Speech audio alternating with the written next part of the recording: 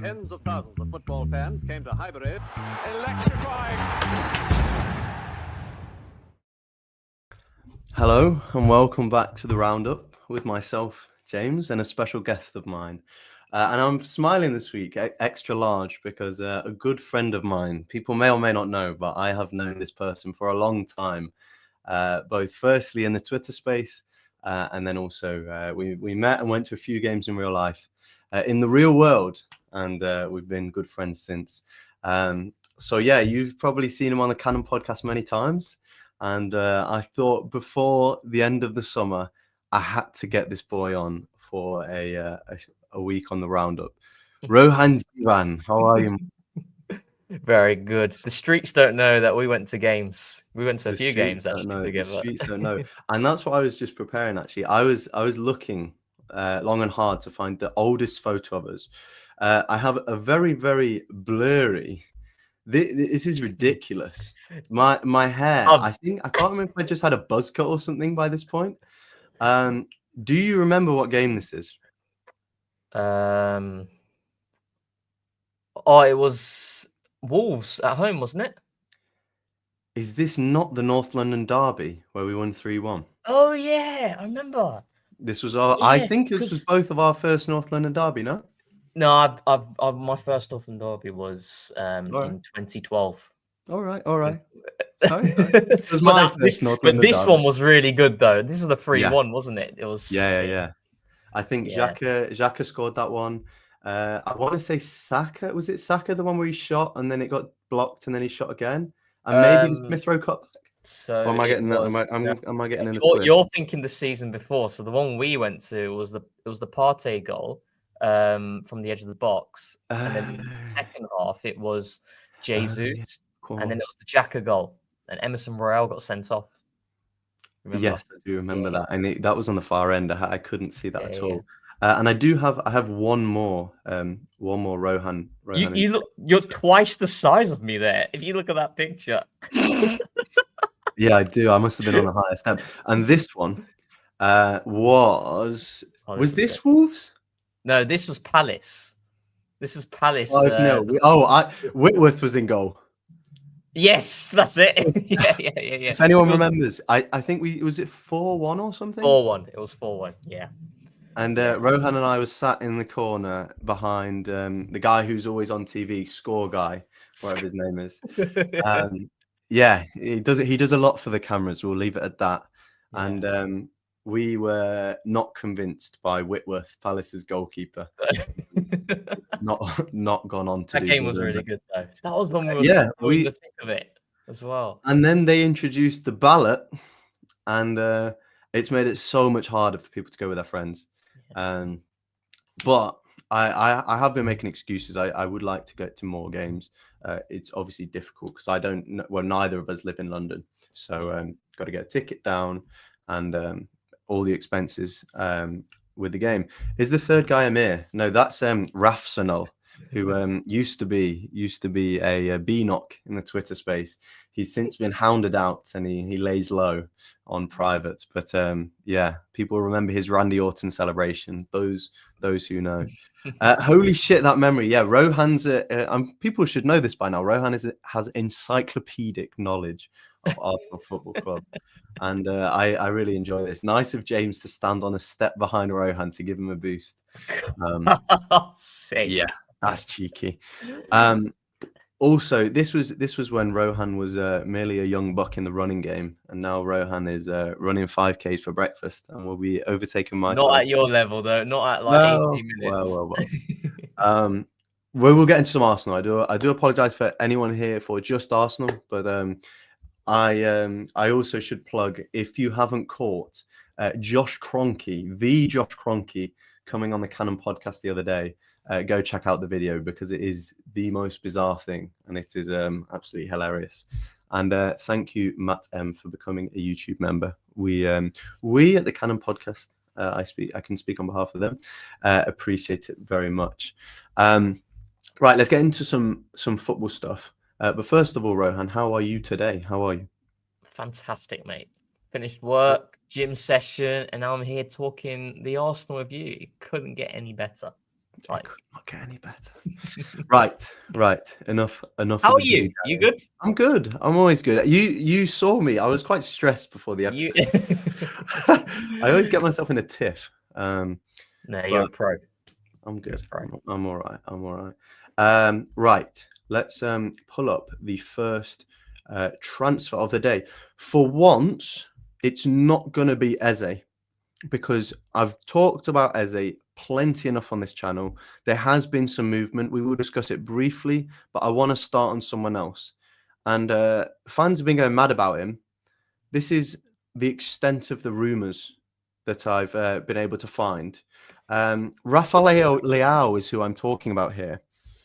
And I was tasked to find a journalist talking about Arsenal interested in Rafael Leão. I couldn't find anything. So the best I can do is give you that he liked Gyökeres'. This is how jobless some Arsenal fans can be online. Are we starving of links, James? Are we starving now? What do you think? We are starving. We're at the end of summer, and Bert has been doing a good job. So what do you think of the Leao links? Do you think there's any truth to them? And how do you feel about the idea of Leao playing for Arsenal?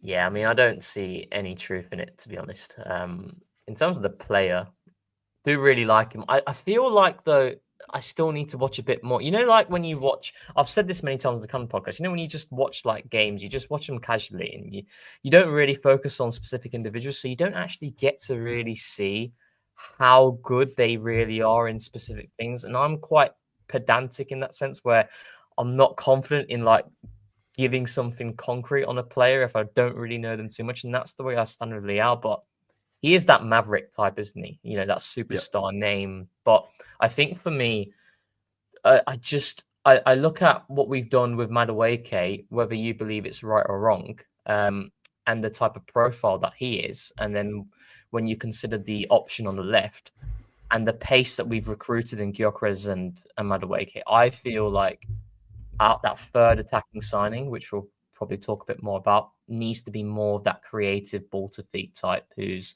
going to be linking play, facilitating, and that's where the Eze links comes into it. So yeah, and I think with Leao as well, there's a lot of question marks on the defensive side in terms of what he can offer there, and whether people like it or not, that's something that is extremely important to Mikel. And so I just can't see it happening personally. My only issue with the Eze talk specifically, I read a Fabrizio made a tweet earlier saying that Arsenal view him primarily as an inside number 10 who can also play left wing. Do you think Eze and Saka can partner each other in a weird way on the wing, or do you think the profiles are almost too similar and you'd need Madueke on left wing to go with Saka or a Martinelli to go with Saka? And if you had an Eze left wing, would you have Madueke? What pairings do you think complement each other if we went for Eze? I think so with Eze, that from that source that I saw, which I think the one that you've just alluded to, it kind of feels like a plug and play type signing. I've always felt that with Eze, like you put him in different areas and he'll be able to influence proceedings. I've always felt that his best position when we're talking about Arsenal is the left wing, but we need to change it in the way that, do you remember with Smith Rowe and Kieran Tierney, the way that we utilise the left-hand side there? I feel it would need something of that type of mould. And it can work with a Saka for sure, but I think when we're talking about Eze on the left wing, you'd need that power on the outside. And that's where I think a Calafiori can give you that, but then there's the availability concerns there. And then it's not, I don't think he's a direct like overlapping type. I think it's very much more of that situational overlapper where you see it against PSG, where he arrives late on the outside and he puts it on the plate for Saka. That sort of dynamic I think would work with an Eze. And I think in terms of the actual game state, that when you're thinking of a Saka and Eze pairing, games in which teams aren't going to press Arsenal and they're going to sit a little bit off, I think an Eze and Saka would work really well. Whereas I think if you're up against a team that are pressing really high, I think I'd look to have something different through the left-hand side on the left wing, more of a runner type, like a Madueke or a Martinelli. It's interesting because we often talk about this idea that, you can't have Saka and Eze in the same team because you need someone who's going to hug the touchline. Yeah. If you think about a lot of the games that we play, that doesn't really come into the consideration because it's not him hugging the touchline and trying to get around the outside. it's him kind of facing up to the player on the edge of the box. And we're so many of these games, we're camping on the edge of team's box. Exactly. Yeah. And actually, the requirement isn't a Martinelli runner type. It's we need more men who can break down this block. And currently on the right-hand side, we have Saka and Ødegaard and potentially Ethan, and Madueke has come in. On the left-hand side, if we're talking about block breakers, Trossard, not really. Martinelli, not really. Declan Rice, most certainly not. Yeah. Again, I persist, our left-backs, not really. So we don't really have anyone against a low block who you would trust in possession to say, we're going to give you the ball and make something happen, cause some gravity so people come towards you. Currently, Martinelli does a job there, but it's very attritional in my eyes, where he keeps going. And it's not the most efficient. That if we're chasing a game and they've put 10 men behind the ball, do you trust Martinelli in that situation? Yeah. I'm not convinced. Do you trust Eze? Absolutely. We've seen it time and time again. He causes a lot of threat there. So you make an interesting point there. What are your thoughts, though, on... So, again, it's kind of like... I think if we just look at Arsenal in their current iteration, you're not really going to see a massive fit for Eze. You wouldn't really see the fit on the left central midfield role in Declan Rice, given the demands we look for in the press, in particular, in that position. On the left wing, again, I don't think it's tailored to an Eze as of today. And right centre mid right now, that's Martin Ødegaard there. So I think right now the current iteration of Arsenal doesn't necessarily suit an Eze, but then it's a case of like you need to change for Eze. So the question I'd ask you is that left central midfield role. Would you be open to Arsenal changing that slightly for an Eze in specific games? Because I think that's where you could see a really strong fit for Eze. As we were speaking, I had the interesting thought of potentially if we really did need a goal, I don't think you'd put Rice in the 6. I think you'd potentially see Rice at centre back, or I don't know where you'd put him, because as I say, you need Zubamendi's pass efficiency in those game states would be so important. The way he can break lines quickly. And I wouldn't have Rice less centre mid because there's not enough space. Don't get me wrong, Rice is one of my favourite players. He is a 100 million player. We all know that. But in certain game states, there's no shame in saying maybe left centre mid isn't his best position. So, the number 6 is still a possibility. But as I say, I quite like what Zubamendi would bring in those game states. Would you, a bit of a left field shout, but would you consider the idea of putting Rice at centre back in any of those game states? I wouldn't mind it, mate. Honestly, especially on the right hand side. But then it's a case of do you take Saliba out, right, or do you move Saliba to the left? So it's but I think it's horses for courses as well, right? And when we've seen Declan Rice this season at centre back, we've seen him a couple of times. We saw him against it was PSV in the Champions League. Do you remember? It was 2 seasons ago where I think it was the 1-1, and he played Rice at centre back. So there've been like really small glimpses there.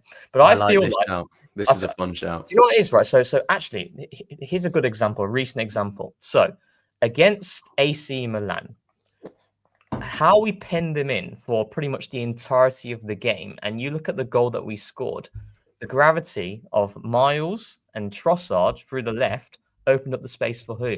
Jakob Kivior. Jakob Kivior was the left centre back in that game. See how high we're playing. You could have Declan Rice on the right-hand side doing that exact same role, that whipped cross, after receiving it, which he absolutely has in his locker. We've just not been able to see it over a bigger sample size because of the way that he's being utilised. I think you could certainly use him in that way. I don't think that's a bad shout. My actual biggest frustration, and I've said this many times with Rice, and I think it's what you just alluded to, in certain games in which, like I said, teams aren't pressing onto us and the spaces between the opposition midfield line and defensive line is quite small, and you're getting Declan Rice to be stationed in that space, that's not the type of player he is. He's not someone who's going to receive it on the half turn, carry, face play. He's a powerful carrier when the game opens up, and he said that many times as well in interviews. That's where he enjoys playing that role the most, when the spaces open up and it becomes a lot more transitional and he's got the space to carry. So also, can we say this is what we've needed for so many years, is different different strings to our bow. That's the expression, isn't it? Yeah, is it? We've got the Premier League is so diverse, and so is the Champions League in the way teams play. You have to be able to create an 11 that is perfectly designed to break down 11 men behind the ball on Sunday, and then a team that's going to high pressure in the Champions League on Tuesday.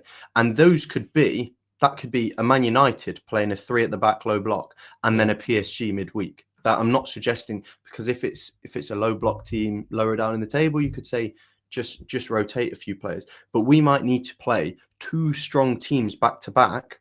And Arteta has said this himself. He said he doesn't want necessarily you are starter and you're a backup. He's going to find different players for different opposition. And the fact that we're talking about Rice in this way, saying that he doesn't need to be on the pitch at all times, is super healthy, because then we could say, fine, just pull him out for 30 minutes. And then he's going to be fit and thriving for the next game. Whereas last season, we were so short on numbers. The same guys had to play every single minute. Yeah. And when we needed them, they were dead. Not sure I agree with Dead Zeppelin here. He said, Leao links are just narrative driven. If you believe that to be the case, then why is he wearing a Thierry Henry t-shirt that was put on Twitter, and everyone said, oh, you know what, he must sign for Arsenal? I think he is actually an Arsenal fan, but it's quite funny because that means absolutely nothing towards the fact that he will become an Arsenal player. It's nice, as Eze also is a North London boy. It's nice. It gives you some attachment to the player. But I don't think Arteta's going to go, do you know what? Let's start signing Arsenal fans. Otherwise, me and you would be running around midfield. Wait, what are your thoughts on Leao and whether you take him or not, or if you excited you? I've been a bit of a Leao skeptic, but I think that's also because he's the type of player that this is a very controversial take, but I don't particularly like streets won't forget players. It's really wrong to call Leao that, but I don't like these type of players that everyone obsesses, like your Gyökeres of this world. It's such an anti-football statement, but people just go over the top because they see what they do on the ball. So people will see Leao take on a man or do a back heel, but they won't see what he doesn't do, and they won't see the time he loses it. Like there was the occasion where Leao was in a 1v1 with Saliba, really, really difficult situation, and he just ran the ball out of play. Yeah, fine, that happens.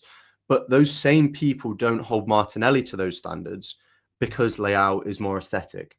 And I think because Leao doesn't play for Arsenal. Whereas I think if he played for us, he'd do a lot of things that frustrated our fans. And we thought, actually, he's always had this in his locker. He's always done this sort of thing. He's always maybe been not the best defensively. I know people have dispelled that myth a little bit, but I still don't think he's the best defensively. But people don't see it at the moment because they see him for all his good. And I completely understand that. He is a beautiful footballer to watch. But he's, for me, goes into the list of players who get slightly overhyped because what they do on the ball is so impressive. Do you think it's also a case of, like, I've always felt this, and this is why I say, like, you need to watch the full 90s. You've got to watch the full 90s to really see what the type of player is, because I think Leao's like big moments, you know, they're so eye-catching, and they're like really some of the stuff he does, you don't think certain players, well, we know certain players in our team simply wouldn't be able to do. But then what about for the rest of the game, you know, and what he's doing there? And I think that's where your point is a good one in terms of the frustration that it could give to Arsenal fans. You're seeing that week in, week out, certain actions that he's performing that you didn't see in the comps or in some of the reels, because you just, you know, not everyone has the time to watch every single game, right? So yeah. For what it's worth, I still love him. I still think if we signed him, he would improve us as a football team. I think he's better. I think he's better than both of our left wingers we currently have. Mm-hmm.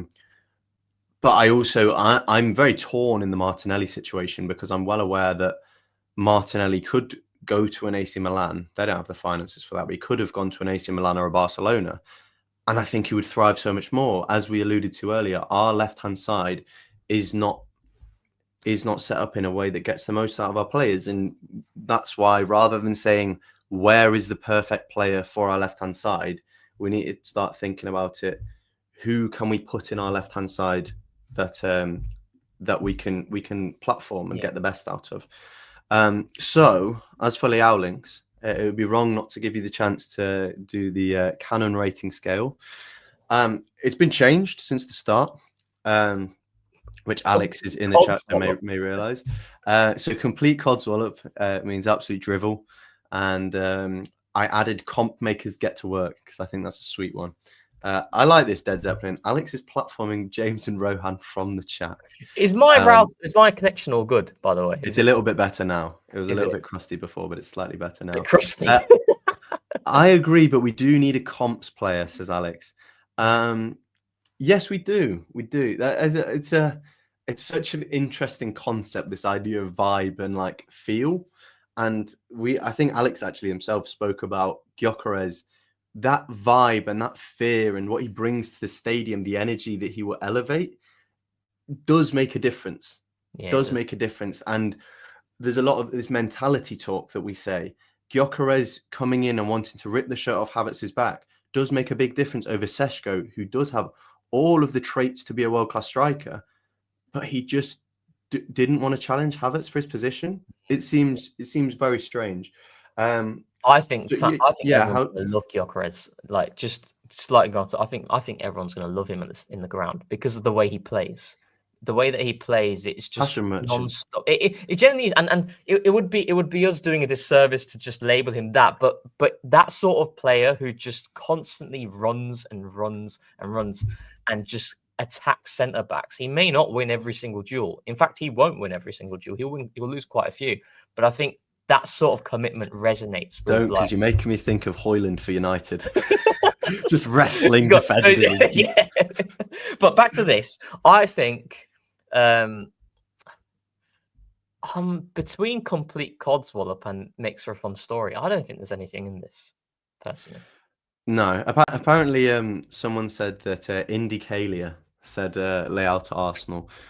His sources are, he has got a few Liverpool things right. I think his sources are mostly... He's on a decent streak this season, mostly Liverpool. I'll say makes for a fun story because there is some logic to why we'd sign him, but that's why it's a fun story rather than actually having any reality to it. And just to go back to the Gyökeres point, because you made a tweet earlier today, he will score goals for us. Yeah. Even those who doubt whether he's a perfect fit, Arsenal create chances, and Gyökeres is a good finisher. So as long as he is in the right position to finish those chances, sure, he's not going to get as many transition moments, but we put the ball on a platter so many times. So as long as he can be there and finish at an average rate, if he gets 18, 20 XG, that's a pretty decent return. What would you consider to be a good season returns wise from Gyökeres? So I personally think it's important to look at how much you pay for the player and then consider the output. Like where I was getting quite worried about Gyökeres is when it was moving towards like the 70 and 80 million pound mark, where I think personally, I think when you're a player who is bringing your sign for that amount of money, there needs to be bigger expectations for sure. But for the fee that we got for him, mate, I think 15 goals in the Premier League next season would be a solid return, genuinely, like for what we paid for him. And I think he's absolutely he can do that for sure. In fact, I'd bank him scoring more than that if he starts the number of games that we probably envisage. Because I like I said in that tweet, I feel like when you consider the environment that he will have at Arsenal in terms of the territory that we have in the final third and the repeated patterns that are pre-rehearsed that we have, that a lot of us will know what they are, you put yourself in those situations in the box, which, by the way, he's a very intelligent player in box situations. He attacks the front post, he attacks the back post. He's very active. He will get a lot of opportunities. And with his current CV and what we've seen of him and his sample size of the goals that he scored, he will do well in that regard, and he will give us the impact that we need at times where last season we didn't have, where we did something on the Cannon podcast data pod, where we looked at the number of touches players have in the box before registering a shot, both in the final third and inside the box. And Arsenal ranked like 19th and 18th in the league. You know, we're very indecisive and we play with our food too much.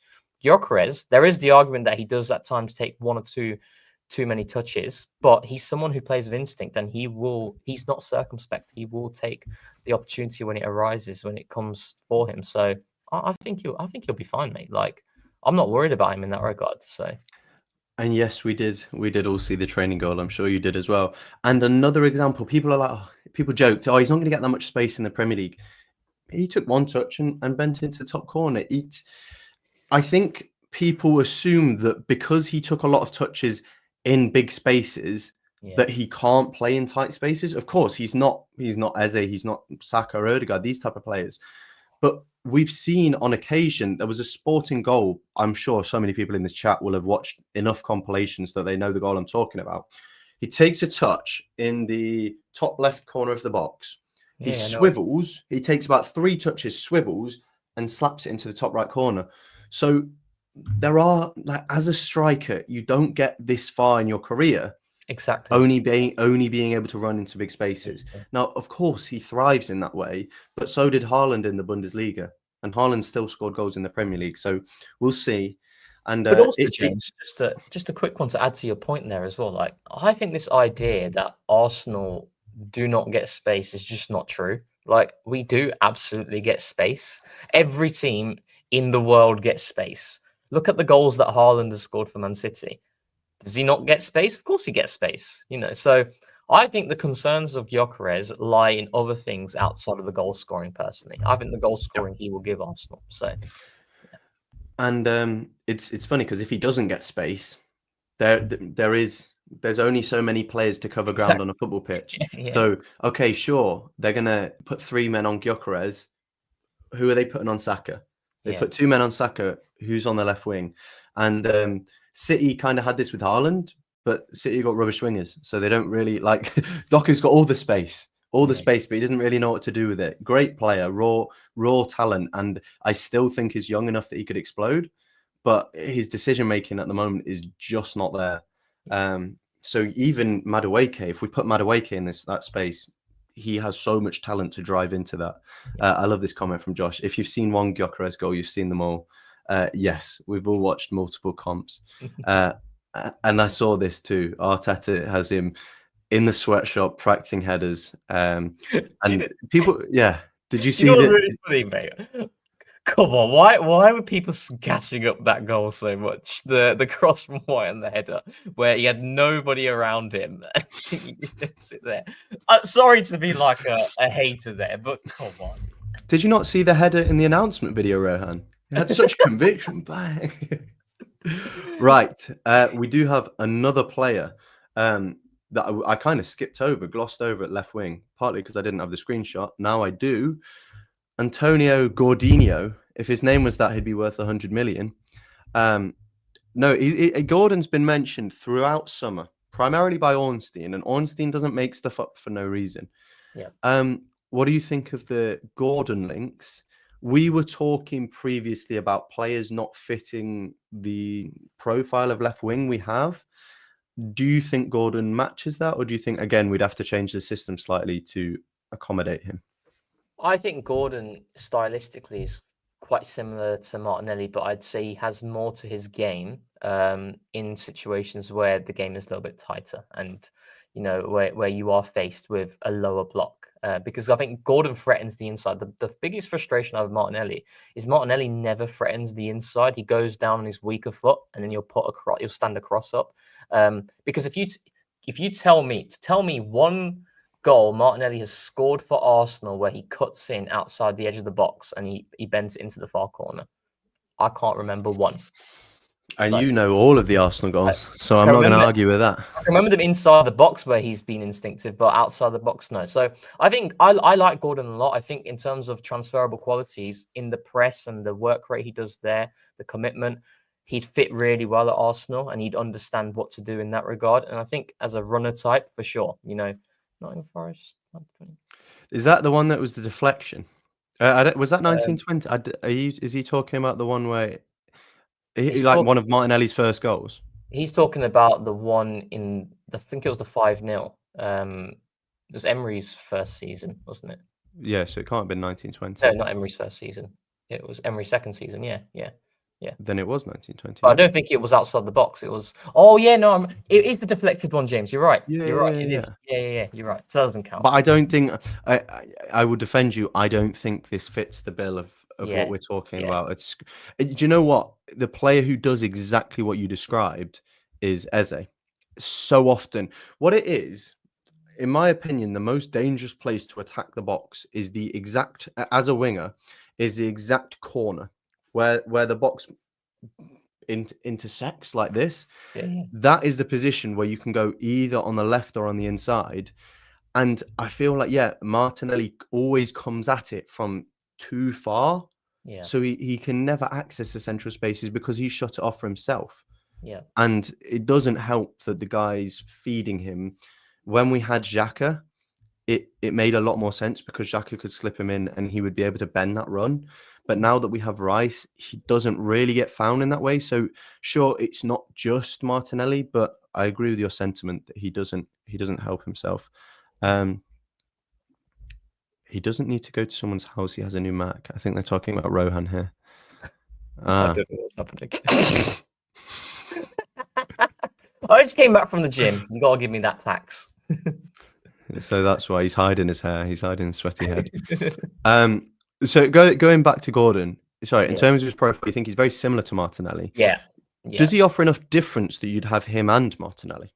No, that's why I think if you brought a Gordon in, I think, and I'm really incessant on a Trossard sale, but I think it would make more sense keeping a Trossard type as opposed to having like Martinelli and Gordon both there, personally. Even if we had Eze as well. In this fanciful world. See, James, this is what really annoys me, this discourse, because I think we're starting to hoard attacking talent, aren't we? Like, we're just buying too many players. And if you list out all the players that you'd have there, right? So let's do it. Okay. So you got Martinelli, Gordon, Eze, Saka, Madueke, Havertz, Gyökeres, Ødegaard, Wanyeri. Dauman. If we're talking like strict front five as what you Harry Mananus. It's too many players, mate. Yeah, I know. So you think we will be Eze and done? Yeah, I think so. And I'd be happy with that. I'd actually be very happy with that for our window in terms of incomers. Because the way I look at it, James, is like, so I've always been big on adding more pace across the front line. I felt this team is very ball to feet dominant outside a couple of individuals. So adding pace was something I was pushing for last summer. I pushed for this summer. And whatever you think of the two players, whether you agree with the deals or not, Gyökeres and Madueke add that for Arsenal. They add the pace and that ability to threaten the last line and the constant runs that they both do. Then, when this whole third attacker idea came to fruition and was kind of brought to us really early in the window, and I was a little bit hesitant in thinking about it that way. But then when I saw the articles about Wanyeri and the fact that game time is not an issue at the moment, and it's still someone who is very young and he's still learning his trade, that third attacker I kind of got more on board with. And I think the profile there to complement two players who are running in beyond is more of that creative ball to feet types who thrives in central areas. And Eze, the quality he gives in 1v1s, ball striking, ability on the half turn, etc. It makes sense for me. So then when I look at that trio of attackers from a balance perspective, I think that is a really solid window, and it's addressed some of the traits that I've wanted. So, and that's why I think Eze, whether Eze happens or not, will dictate the window going from like a 7 to like an 8.5. That's how much I think it. So only changes. An 8.5 if we get Eze. If we get Eze and we'd have got Seshko instead of Gyökeres, what would you have rated it as? I would have in the short and long term. I'm going to split that up for you because I think there are two. Short term, I would say 8.5, but long term 9. I do this kind of thing, James Ward. I don't think I can ever give a 10 because you can never be perfect. So So I like that. So I personally, I would have gone 8.5 in the short term, but then 9 in the long. I think Sesko's upside's like crazy, personally. But you think in the short term, Sesko would have brought as much as Gyökeres?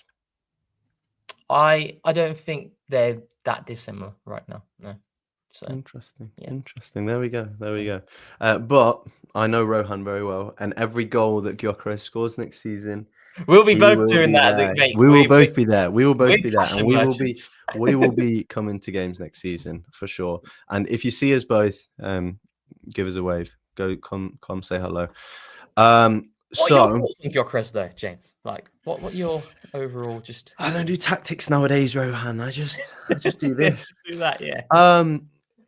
I acknowledge the limitations. I also a difficulty was the price point of Sesko. I don't think either were worth 90 million. Yeah. 55 plus 9 for Gyökeres is the same as 30 million 10, 15 years ago. That's what Liverpool paid for Benteke. That's Andy Carroll. So 50 million for a striker now is very little. Obviously, what it would mean, it's taking up a squad space. So if he didn't succeed, it would cause problems in the future because we wouldn't have space to bring in another striker. Mm-hmm. And I think Sesko's upside is way higher. It's interesting because if Sesko goes to United, I'll be less concerned. Yeah. Because I don't think they'll maximize his potential. Yeah. And I think if he goes to Newcastle, they absolutely could. But I think if he goes to Man United, people might end up saying that was a bullet dodged. Maybe not a bullet dodged, but I don't think he's going to thrive there. And the same way people go Mudryk, Chelsea, bullet dodged. Arsenal have an environment where it is difficult for players to sincerely flop. If you're a Fabio Vieira type, Fabio Vieira also didn't really get a chance, understandably so, because Ødegaard's there. But to get minutes with a staple of the team like an Ødegaard Saka, you have to force your way in, which Nwaneri is doing. What is the Vieira situation? I don't know. That is an excellent point, actually, Nathan, because we were going to talk about sales today, and we will wrap up by talking about sales. Firstly, in terms of Gordon, where would you rate him on the Cannon rating scale?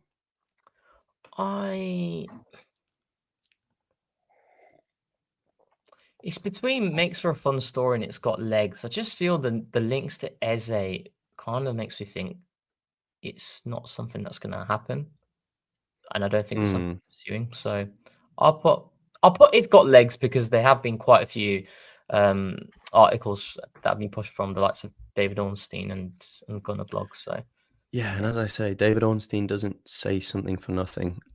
West Ham are interested, according to Ben Jacobs, in Sesko. No, in Vieira. Oh, I was going to say, good luck. That would be really interesting. He was there was some talk about him going to Parma, and that seemed to like fizzle out. I think someone made that up as it was just a convenience rumor with Cuesta. I would enjoy him going to West Ham. I would take. How much would you take? 20 mil? Yeah, 20 million. I don't think we'll be able to get much more from that personally, given what we've seen. I wonder what wages he's on. Because in the past, that has always been a big issue for us, is we've given players too high wages. I don't imagine. This is quite funny. He is a decent player. He's a decent player. He struggles with the physicality of the game, but his final action, he's got so much talent, honestly. And it is a shame. It is a shame that he hasn't succeeded at Arsenal. And I don't think he'd succeed at West Ham, to be honest. I just think he'd get eaten alive again in midfield, and he doesn't have the physicality, the pace in at right wing. How do you feel about him at West Ham? Yeah, I've always felt so. Like, I don't understand the West Ham link personally. I don't know how he fits really there. So, and also the points that you just alluded to. But I think from an Arsenal perspective, I've always felt that he's never really been given an opportunity to showcase his talent. I think you could argue that what he has shown us in the cameos that he has been given hasn't been enough. But then I could also argue that he's not really been given that opportunity in his preferred position. His predominant minutes have been on the right wing, and the final action point that you make, I think, is such a solid one, because a lot of times we've seen him when he has been given these cameos, he has put it on a plate at times for players, with just like a very quick action. But the problem with Fabio Vieira is the fact that we have Martin Ødegaard, we have Ethan Wanyeri, we have Max Dowman coming through. And I think, we can't ignore what Dowman's doing right now, even though he's 15 years old, which is crazy. And then you've got Eze as well, the links to Eze. So then you're thinking to yourself, okay, where is he going to get these opportunities in these minutes? I know there's the talk of, the number of games that we're going to be playing and the need for rotation, but it becomes too many players to still be able to fit everyone in. So, yeah, I don't. Yeah, the mods should block Alex for spamming. But 4 likes, Alex says, piss take. Oh, it's refreshed to 51. We need more. So I can see why people are having a go at him in the chat. Imagine 4 likes after 4. Like the video, and also to those watching on rewatch, please drop a comment, because I do read all the comments and I do like to reply to them and see people's takes, because we're able to live reply to those in the chat. But to people in the comments, I think people watch the video and just assume, there's no point leaving a comment. No, please do tell us what you think of the video, and I guess more importantly, what's going on with the rest of the window. Who would you sell? And I might even read a few of them out in next week's episode if they're good comments. Anyway, the last sales I want to talk about: Zinchenko and Reece to Fulham. Fulham and Sunderland are my 2 teams now after Arsenal. By the way, Xhaka to Sunderland. Xhaka against Newcastle next season is going to be so much fun. Because Ramsdale at Newcastle too. Yeah, mate, I don't know. Have you been to Sunderland? Like, sorry if anyone lives in Sunderland, but Sunderland is just... That's the first thing that came to my head. I was thinking, he's gone to Sunderland. What? Sunderland's not a great place to live. I don't know where you live. Do you live in Durham? If you're a footballer playing for Sunderland, and to be fair, Newcastle's like you can take the metro to Sunderland, which is like 30 minutes, I think. So, but yeah, anyone who lives in Sunderland, I apologise on Rohan's behalf. He misspoke. Yeah, but in terms of like the Zinchenko and Nelson links, I'll always maintain, like, I don't think Reece Nelson has been given enough opportunities at Arsenal since Mikel has been here. I'll stand by that. I think when we look at the entirety of Mikel's tenure, from the moment he came through that door to now, Reece Nelson has started in the Premier League against Chelsea, Bournemouth, Liverpool in the COVID season, where we won 2-1, and Luton last in 23-24. That's it. 4 starts in the Premier League in over 5 years. Now, at Arsenal, sorry, not at Arsenal, at Arsenal, in the Premier League. So, I mean, you can certainly argue the injuries that have certainly prevented him from gaining momentum, but he has been in a lot of matchday squads, and I felt that he deserved more opportunities there. From a Fulham perspective, and I do think it is time to let Reece go, because for me, it's kind of like this is a player who just needs to play regularly. And with the sample size that Arsenal has suggested that he's not going to get the opportunity here. For Fulham, I think it's a really solid fit. I really liked his performances that he was delivering last season before his injury, and I think that dynamic with Robinson and Nelson, it works really well. But then I look at the Zinchenko links, and I'm not quite sure about this, because we've just talked about the way they use Robinson. That's a complete different way to a Zinchenko, so unless... But their second midfielder is currently Lukic. And I feel like Zinchenko is one of those players, when mid-table teams get their hands on someone with technical ability, like real technical ability. Yeah. All jokes aside, this happened to us. We were 8th. We got Zinchenko. We're like, what?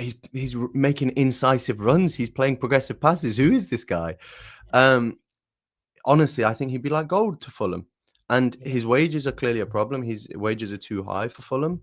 But he has so much more quality than Sasha Lukic or whoever their second midfielder is. So give me a Sander Berg, the Zinchenko midfield. That one day could have been at Arsenal. Now might be at Fulham. Just to go through a few of your comments quickly. I have no idea what James is starting hit his straps lately. I have no idea what that means. Please tell me, Mikey or Rohan, if you know. You're gathering momentum, James. Here we go. I'm gathering momentum. We'll take that. Well, the show might be finishing soon because there ain't no transfers. Once the Eze deal is done, we're done. We're finished. This is interesting. According to Capology, Vieira is on 45k per week. In that case, unless Arsenal's demands are too high, I'm surprised more teams aren't in for him, because that's accessible to any team in the Premier League. And maybe teams are well aware that Arsenal want to sell him, so this will go down to later in the window. But this is where Berta has to earn his wages, because we know that we can sign players, but historically our biggest problem has been actually recouping any money. Because if you can do what Liverpool do and start on 100 million in the green, then you can sign 100 million more players. Or 100 million more worth of players, not 100 million more players. Last few comments really quickly. Bro chose Sunderland over Ten Hag ball. This is so funny to me. He saw Ten Hag come through the door. He said, like, "Let me go Sunderland." he's like, I'm going to Sunderland. And Paul James, who's often in the chat, thank you for being here. Fulham always scams us. Leno is a prime example. Unless they pay the valuation, we shouldn't sell to them. I don't think Leno was worth, like, sure. I also think Edu just sold really badly the Leno situation, as he often did, with all due respect. I'm sure it's a more difficult job than we all make out. What do you think of the Leno deal? Do you think we take him for a ride? It was like 3 million plus one. Yeah, it was a few. Yeah, I mean, we certainly could have got more from him. But goalkeepers don't really go for much anyway, though, really, do they? And I think Leno had like pretty high wages as well. I think Leno's wages were. They were. I think it was at least 100k a week. There's the driver, isn't it? So yeah. Which historically we've been bad at. Hopefully, and I think with your Mosquera's, Madueke's, the signings we've been making, the wages have seemed to make more sense. And Paul James, apparently Fulham, Brentford, and West Ham are interested in Vieira. Who are Fulham not interested in? They're interested in all of our players. They can have them all. And Nasir, unfortunately, we do not have Josh Kroenke on the show tonight, but maybe Alex will find him again. I'm so glad Theatreman was there. Is Theatre? Oh, Alex. I assume Theatreman is Alex. Right. Enough of the Josh Kroenke talk. We will wrap things up there. Thank you for coming on, Rohan. Thank you for your it. You're a natural on the roundup. It's been a while. I've had a few weeks to practice now, and hopefully I'm ready for when the journalists come on. Because next week, I don't know who. Please, if you have any suggestions of who I can get on, it very much depends on who follows me on Twitter, because it's very hard to. I tweeted Adrian Clark. Adrian, do you want to come on the show? No response. So at whoever you want, at them until they reply, and then we'll get them on.